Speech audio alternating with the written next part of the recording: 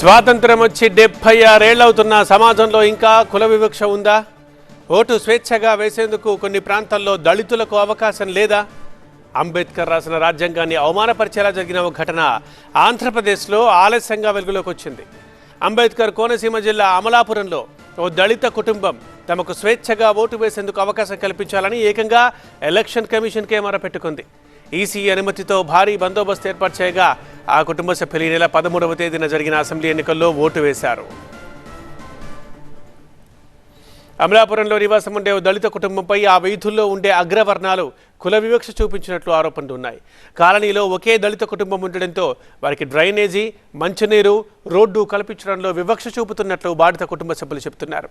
ఇదేంటని అధికారులను అడిగితే మీరు చదువుకున్నవారు అడ్జస్ట్ అవ్వాలి అంటూ ఉచిత సలహాలు ఇచ్చినట్లు బాధితులు చెబుతున్నారు.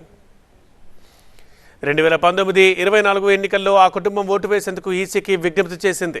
తమకు స్వేచ్ఛగా ఓటు వేసేందుకు అనుమతి కోరింది. ఈసీ నుంచి అధికారులకు ఆర్డర్ వచ్చినా అలాంటిదేమీ లేదని తప్పుడు రిపోర్ట్ పంపించారు. అయితే బాధిత కుటుంబ సభ్యులు ఆధారాలతో సహా మళ్లీ ఈసీకి విజ్ఞప్తి చేయడంతో మొన్నటి అసెంబ్లీ ఎన్నికల్లో సిఆర్పీఎఫ్ బలగాలతో బందోబస్తు ఏర్పాటు చేశారు. ఈ నెల 13వ తేదీన సిఆర్పీఎఫ్, పోలీసు, రెవెన్యూ అధికారుల బందోబస్తుతో వెళ్లి ఓటు వేసింది ఆ కుటుంబం. తిరిగి 5 కుటుంబ సభ్యుల్ని మళ్ళీ ఇంటి దగ్గర వదిలిపెట్టారు.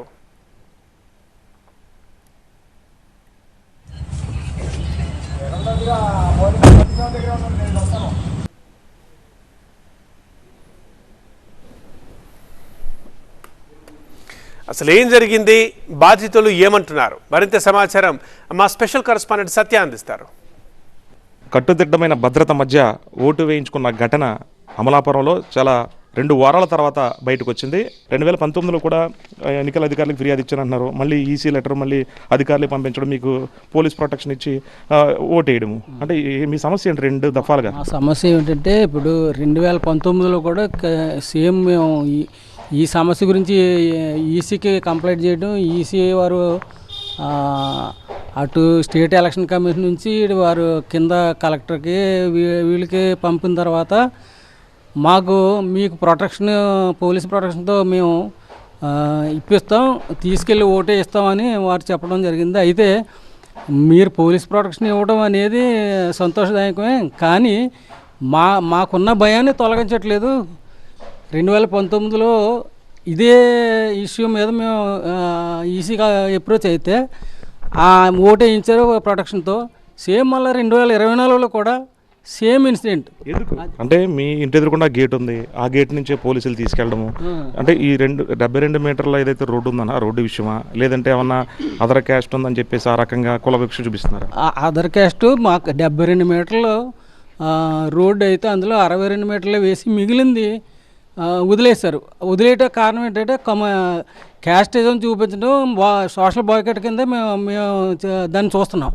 ఆ అగ్రకులాల వారు రాజకీయ పలుకుబడితో రాజకీయ నాయకుల ద్వారా ప్రభుత్వ అధికారులపై రాజకీయ ఒత్తిడి తెచ్చి మా మీద అంటరాంతనాన్ని, కుల వివక్షని ప్రోత్సహిస్తున్నారు. అదే విధంగా జరుగుతుందంటే మీకు రోడ్డు వేయలేదా? ఈ దాదాపుగా 72 మీటర్ల రోడ్డుని 62 మీటర్లు వేసారు. ఆ వివక్షతో ఆ అంటరాంతనం ఏ విధంగా చూపిస్తారంటే మొత్తం 72 మీటర్లు ఉన్న పబ్లిక్ రోడ్డు 62 మీటర్లు మాత్రమే వేసి 10 మీటర్లు కావాలని విస్మరిస్తారు. ఇదేంటి, ఎందుకని సదరు అధికారులను ప్రశ్నిస్తే మీరు ఒక్కరే ఎస్సీ కులస్తులు, మీరు ఇక్కడి నుంచి వెళ్ళిపోండి, మీరు ఇక్కడ ఉండడం ఇష్టం లేదు, మీరుంటే ఇక్కడ అంతా పొల్యూట్ అయిపోతుంది అని చెప్పి వెళ్తే ఓటు కూడా వేయద్దన్నారా? అంటే ఓటు వేయడానికి పోలింగ్ కేంద్రం దగ్గరలోనే ఉంది మీకు? అవునండి, దగ్గరలోనే ఉంది. అయితే సదరు ప్రభుత్వ అధికారులు ఏం చెప్తారంటే మీరు ఇక్కడే ఓటు వేస్తే పర్మనెంట్ రెసిడెంట్లు అయిపోతారు, కాబట్టి మీరు అసలు ఓటు వేసేదానికి కూడా వీలు లేదు. ఇక్కడ నుంచి ఎవరు చెప్పారు మీకు అలాగా? మొత్తం ప్రభుత్వ అధికారులు ఎవరైతే ఉన్నారో వాళ్ళందరూ చెప్పారండి. జిల్లా స్థాయి నుంచి కింద స్థాయి ఉన్న అధికారులందరూ అదే మాట చెప్పారు. అయితే మేము ఇంకా ఈ దారుణమైన అంటరాంతన కుల వివక్షని దృష్టిలో ఉంచుకుని మేము ఈసీఐని అప్రోచ్ అవ్వడం జరిగింది. సదుపాయం కల్పించి మాకు మాత్రం ప్రభుత్వ అధికారులు రోడ్ని 2 భాగాలుగా విభజించి ఒక మట్టి తోవిచ్చి మీరు ఇందులోనే వెళ్ళాలి, మీరు రోజు ఎస్సీ అని గుర్తుకు రావాలి, మీరు అప్పుడైనా మీరు ఇల్లు వదిలేసి వెళ్ళిపోతారు, మేము చెప్తుంటే మీకు అర్థం అవ్వట్లేదని గత 2019 నుంచి అదే వచ్చింది. 2024లో అది ఇంకా తీవ్రతరం అయింది.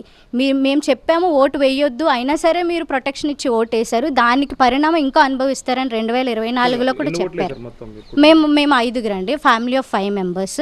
అయితే మేము ఈసీఐకి పెట్టుకోగా సిఇఓ గారు ఎంక్వైరీకి ఆర్డర్ చేశారు. ఇది అంటరానితనానికి ఒక కొత్త రూపంలో ఉంటుంది. ఏంటంటే అధికారులే ప్రోత్సహిస్తారు, అధికారులే దాన్ని అమలు పరుస్తారు. రైట్. ఇలాంటి కాలంలో కూడా ఇంత టెక్నాలజీ మరి ఆధునిక కాలంలో కూడా ఈ రకంగా అంటారని తను ఒక కుల వివక్ష చూపించడం కరెక్ట్ కాదనేది. ప్రస్తుతం వీళ్ళ నివాసం ఒకసారి చూడొచ్చు మనం. దొడ్డువారి ఆగ్రహం పల్లేశ్వరి గారి నివాసం. వీళ్ళ కుటుంబానికి సంబంధించినటువంటి 5 ఓట్ల నేపథ్యంలో 2019లో కూడా ఇదే జరిగింది. ఒకసారి వాళ్ళ ఇంటి బయట నుంచి ఈ గడి దగ్గర చూడొచ్చు. ఇక్కడి నుంచే మన అధికారులు మన పక్కన వీడియోలో చూస్తే కనుక సిఆర్పిఎఫ్ పోలీసులతో పాటు స్థానిక రెవెన్యూ అధికారులు, స్థానిక లా అండ్ ఆర్డర్ అధికారులు వెహికల్లో వచ్చి వీళ్ళు ప్రొటెక్షన్ ఇచ్చి ఇక్కడి నుంచి తీసుకెళ్లారు. అంటే 72 మీటర్ల రోడ్డుకి సంబంధించి వీళ్ళు 62 మీటర్లు మాత్రమే రోడ్డు వేశారన్నారు. ఈ ముక్క మాత్రం మట్టి కనిపిస్తున్న ఈ ప్రాంతం అంతా కూడా వీళ్ళ పల్లేశ్వరరావు గారి ఇంటికి వచ్చే రోడ్డు. ఈ రోడ్డు కారణంగానే కాస్త అంటే రోడ్డు కారణంగా అనుకోవచ్చు, లేదంటే ఇక్కడ అగ్రకులాలకు సంబంధించి వీళ్ళ ఇల్లు ఒకటే సపరేట్గా ఉంది కాబట్టి ఆ రకంగా అనుకోవచ్చు. అంటే పూర్తిగా అధికారులు దీని మీద దర్యాప్తు చేయాల్సి ఉంటుంది. ఇక్కడ నివసిస్తున్నటువంటి అందరికీ కూడా సమన్యాయం కల్పించాల్సినటువంటి బాధ్యత నేటి సమాజంలో ఉంది. ఎందుకు ఒక పౌరుడిగా కుటుంబ సభ్యులందరం కూడా ఓటేసే హక్కు మాకు ఉంది కాబట్టి అందుకే మేము ఈసీని ఆశ్రయించాము, ఎన్నికల కమిషనర్ని ఆశ్రయించాం కనుక మాకు ఈ ఓటు హక్కు కల్పించారు. స్థానిక అధికారులు దీని మీద చొరవ చూపి ఈ కాలంలో ఇలాంటివి జరగకుండా చూడాలనేది కుటుంబ సభ్యుల కోరిక. కెమెరా పర్సన్ శ్రీరామ్తో కలిసి సత్య టీవీ అమలాపురం నుంచి.